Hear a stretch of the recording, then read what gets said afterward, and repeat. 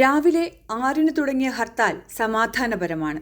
വയനാടിന് കേന്ദ്ര സഹായം നിഷേധിക്കുന്ന കേന്ദ്ര സർക്കാർ നിലപാട് വാഗ്ദാന ലംഘനമാണെന്ന് UDF നേതാക്കൾ ആരോപിച്ചു.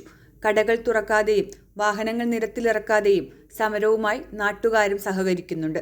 പുനരധിവാസം വൈകിപ്പിക്കുന്ന സംസ്ഥാന സർക്കാരിനെതിരെയും പ്രതിഷേധമുണ്ടെന്ന് നേതാക്കൾ പറഞ്ഞു. കേന്ദ്ര നിലപാടിനെതിരെ പ്രതിഷേധം പാർലമെന്റിൽ UDF MPമാർ ഉയർത്തും. വയനാട് ദുരന്തത്തിന്റെ ഇരകളുടെയും കുടുംബങ്ങളുടെയും പുനരധിവാസം ഉറപ്പാക്കാനായി സംസ്ഥാന സർക്കാർ ആവശ്യപ്പെട്ട സഹായം നിഷേധിക്കുന്ന കേന്ദ്ര സർക്കാർ നിലപാട് കടുത്ത വിവേചനമാണെന്ന് സംസ്ഥാന സർക്കാർ പറയുന്നു.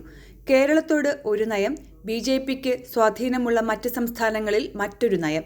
ഇത് വ്യക്തമാക്കുന്നത് ദുരന്തങ്ങളിൽ പോലും കേന്ദ്രം രാഷ്ട്രീയം കളിക്കുകയാണെന്നാണ്. കേരളം ഇന്ത്യയിലാണെന്ന് കേന്ദ്ര സർക്കാരിനെ ഓർമ്മിപ്പിക്കേണ്ട സാഹചര്യമാണ് ഉള്ളതെന്നും മന്ത്രിമാർ പറയുന്നു. മലയാളികളോടിത്ര വൈരാഗ്യം പുലർത്താൻ തക്കവണ്ണം എന്തു തെറ്റാണ് ചെയ്തിട്ടുള്ളതെന്ന് കേന്ദ്ര സർക്കാർ വ്യക്തമാക്കണമെന്നും LDF ആവശ്യപ്പെട്ടു. LDF, UDF ഹർത്താലുകളിൽ നിന്ന് അവശ്യ സർവീസുകളെ ഒഴിവാക്കിയിട്ടുണ്ട്. 1500 കോടി രൂപയാണ് സംസ്ഥാനം കേന്ദ്രത്തോട് പ്രത്യേക സഹായമായി ആവശ്യപ്പെട്ടത്. വയനാട് ദുരന്തത്തെ ദേശീയ ദുരന്തമായി പ്രഖ്യാപിക്കണമെന്ന ആവശ്യവും ഉണ്ടായിരുന്നു. എന്നാൽ നിലവിലെ മാനദണ്ഡങ്ങൾ അനുസരിച്ച് വയനാട് ദുരന്തത്തെ ദേശീയ ദുരന്തമായി പ്രഖ്യാപിക്കാൻ ആകില്ല എന്ന് കത്തുവഴി കേന്ദ്ര സർക്കാർ അറിയിച്ചിട്ടുണ്ട്. എന്നാൽ 1500 കോടി രൂപയുടെ കാര്യത്തിൽ കേന്ദ്ര സർക്കാർ നിലപാട് അറിയിച്ചിട്ടുമില്ല. News desk NTV.